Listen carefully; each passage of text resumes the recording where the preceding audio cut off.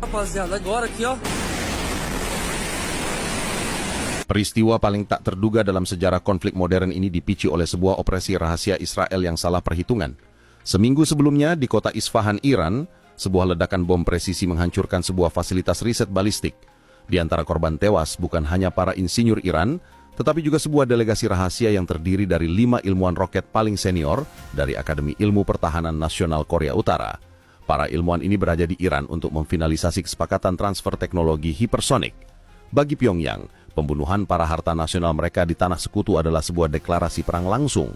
Mossad Israel, yang diyakini sebagai dalang serangan itu, mungkin menganggapnya sebagai pukulan ganda yang efisien terhadap dua musuh sekaligus.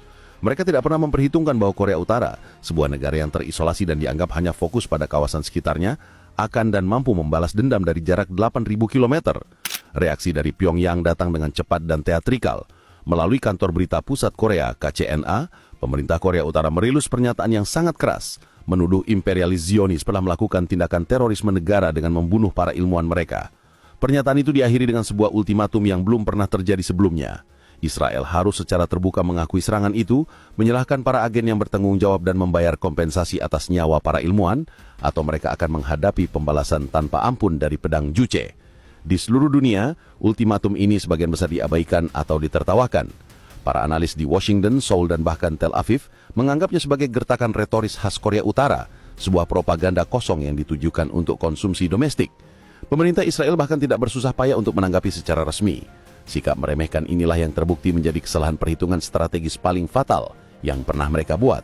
Mereka lupa bahwa di bawah kepemimpinan yang tak terduga, ancaman yang paling absurd sekalipun harus ditanggapi dengan serius. Pagi ini, tepat pada pukul 2 waktu Pyongyang, sistem peringatan dini satelit Amerika Serikat dan Jepang mendeteksi peluncuran sebuah rudal balistik antar benua, ICBM, dari dekat ibu kota Korea Utara. Awalnya, semua orang mengira ini adalah uji coba rutin menuju Laut Jepang. Namun, kepanikan melanda pusat-pusat komando di seluruh dunia ketika lintasan rudal itu tidak mengarah ke timur, melainkan ke barat. Rudal itu, yang diidentifikasi sebagai Hwasong-18 berbahan bakar padat, terbang melintasi Tiongkok, Asia Tengah, dan kemudian berbelok ke arah Timur Tengah. Ini adalah lintasan yang belum pernah dilihat sebelumnya, sebuah demonstrasi kemampuan jangkauan global yang mengerikan. Selama hampir 30 menit penerbangannya, para jenderal di Pentagon dan di seluruh dunia hanya bisa menonton dengan ngeri, mencoba memprediksi target akhirnya. Awalnya, mereka mengira pangkalan AS di Teluk, atau mungkin Arab Saudi. Tidak ada seorang pun dalam model prediksi mereka yang memasukkan Israel sebagai target potensial dari sebuah ICBM Korea Utara. Di atas langit Mediterania Timur, saat rudal itu mulai memasuki fase terminalnya, mimpi buruk itu menjadi lebih buruk. Hulu ledak tunggal itu terpecah menjadi setidaknya 6 kendaraan masuk kembali yang dapat ditaruh secara independen atau MIRV. Setiap MIRV bergerak menuju koordinat yang berbeda di dalam satu area target utama, pusat kota Tel Aviv. Sistem pertahanan rudal Aero 3 Israel yang dirancang untuk mencegah 1 atau 2 hulu ledak balistik benar-benar kewalahan oleh hujan proyektil hipersonik yang datang secara bersamaan dari stratosfer. Tepat pada pukul 7.30 pagi waktu Israel, saat jalanan dipadati oleh warga yang berangkat kerja, 6 hulu ledak konvensional berkekuatan tinggi menghantam pusat kota Tel Aviv secara serentak. Ledakan-ledakan itu menciptakan bola-bola api raksasa yang menelan seluruh blok perkotaan, mengubah pagi yang cerah menjadi pemandangan kiamat. Serangan dari aktor yang tak terduga, dengan senjata yang tak terduga, terhadap target yang paling rentan, telah berhasil dengan sempurna. Salah satu hulu ledak menghantam tepat di jantung distrik finansial Israel di Rothschild Boulevard. Menara Shalom Meir, gedung pencakar langit pertama Israel dan simbol kebangkitan ekonominya, runtuh setelah ledakan menghancurkan fondasinya. Gedung Bursa Efek Tel Aviv dan kantor-kantor pusat bank-bank terbesar Israel di sekitarnya hancur lebur. Gelombang kejut dari ledakan merambat melalui jalan-jalan yang padat, menghancurkan kafe-kafe, butik-butik, dan ribuan jendela perkantoran. Seluruh infrastruktur yang mendukung status Tel Aviv sebagai pusat teknologi dan keuangan global, kabel, serat optik, pusat data, bursa saham, lenyap dalam sekejap.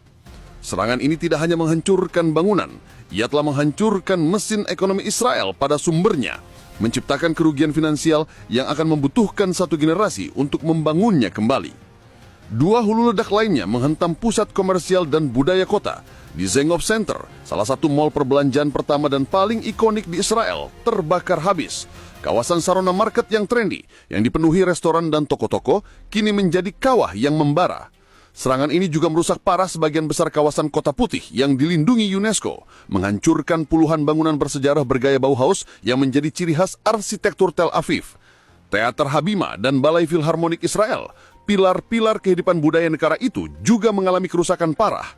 Kehancuran ini adalah serangan terhadap gaya hidup sekuler dan kosmopolitan yang diwakili oleh Tel Aviv. Dengan mengubah pusat-pusat sosial dan budaya ini menjadi debu, serangan tersebut bertujuan untuk membunuh jiwa dan semangat kota itu, bukan hanya fisiknya. Dampak kemanusiaan dari serangan yang terjadi tepat pada puncak jam sibuk pagi hari ini sangat mengerikan.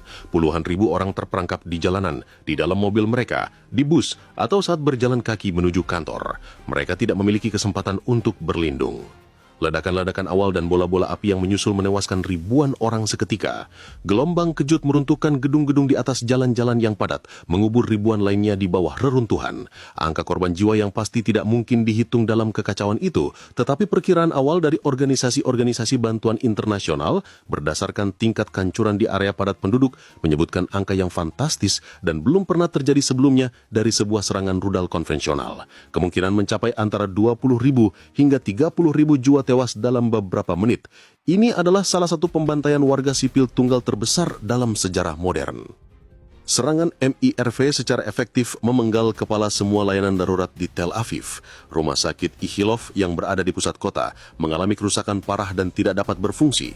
Stasiun-stasiun pemadam kebakaran dan kantor polisi di pusat kota hancur, menewaskan para personilnya sebelum mereka sempat merespons. Tanpa adanya layanan darurat yang terkoordinasi, kota itu terjerumus ke dalam anarki dan kepanikan. Warga yang selamat dari ledakan awal kini harus berjuang sendiri di tengah-tengah kota yang terbakar dan runtuh. Jutaan orang dari wilayah metropolitan Gush Dan yang lebih luas, setelah menyaksikan kehancuran total di pusat kota, memulai eksodus massal yang panik ke segala arah, menciptakan krisis pengungsi internal terbesar dalam sejarah Israel, dan melumpuhkan total semua jalan arteri di negara itu. Tel Aviv kini menjadi kota mati yang terluka parah. Berita bahwa Korea Utara telah meluncurkan serangan ICBM yang menghancurkan Tel Aviv membuat dunia terpaku dalam ketidakpercayaan absolut. Ini adalah skenario yang begitu absurd sehingga tidak pernah dipertimbangkan oleh lembaga intelijen atau ahli strategi manapun. Reaksi pertama dari ibu kota dunia adalah kebingungan. Di Washington, Seoul, dan Tokyo, prioritas utamanya adalah memastikan ini bukan awal dari serangan Korea Utara terhadap mereka. Presiden AS segera menghubungi para pemimpin Tiongkok dan Rusia, satu-satunya negara yang memiliki pengaruh terhadap Pyongyang, menuntut mereka untuk mengendalikan sekutu mereka. Pernyataan-pernyataan kutukan yang biasanya keluar dengan cepat kini tertunda, karena para pemimpin dunia berjuang untuk memahami bagaimana merespons eskalasi yang datang dari arah yang sama sekali tak terduga ini. Serangan ini telah merusak semua kalkulasi geopolitik yang ada, menciptakan aliansi dan permusuhan baru dalam sekejap. Serangan Korea Utara terhadap Israel adalah sebuah peristiwa yang mengubah dunia. Ini adalah pertama kalinya sebuah negara secara terbuka menggunakan rudal balistik antar benua, ICBM, dalam sebuah serangan konvensional terhadap negara lain yang tidak berbatasan dengannya. Peristiwa ini menetapkan preseden yang paling berbahaya. Pertama, ini membuktikan bahwa program ICBM Korea Utara bukan hanya alat gertakan, tetapi merupakan senjata operasional yang fungsional dan mematikan. Kedua, ini telah secara efektif menormalkan penggunaan ICBM dalam konflik regional, sebuah tabu yang telah dijaga sejak era Perang Dingin. Ketiga, ini menunjukkan bahwa setiap konflik regional yang intens kini berpotensi menjadi global dalam hitungan menit, karena negara tak jauh dapat memutuskan untuk ikut campur dengan cara yang paling menghancurkan. Dunia kini telah memasuki era proliferasi kiamat, di mana ancaman serangan antar benua tidak lagi menjadi domain eksklusif antara negara-negara adidaya.